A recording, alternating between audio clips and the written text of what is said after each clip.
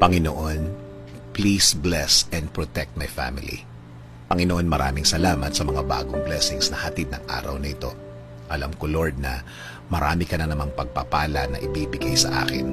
Tulad na lang ng nagising ako sa araw na ito. Ito pa lang, alam kong may plano ka pa para sa akin.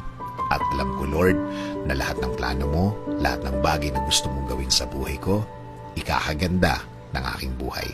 Ikaka-level up ng aking araw-araw.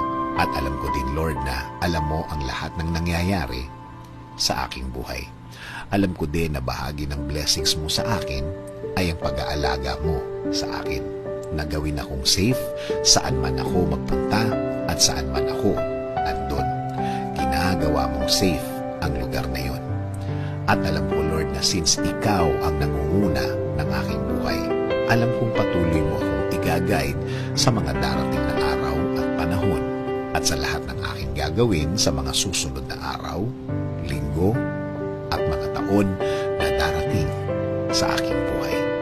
Kaya ngayon, Lord, kasama po ng aking dasal na ito na alagaan at protektahan mo din ang aking pamilya, Lord.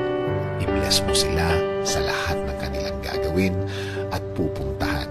Patuloy nyo silang i-guide at gagawing blessed kahit saan man sila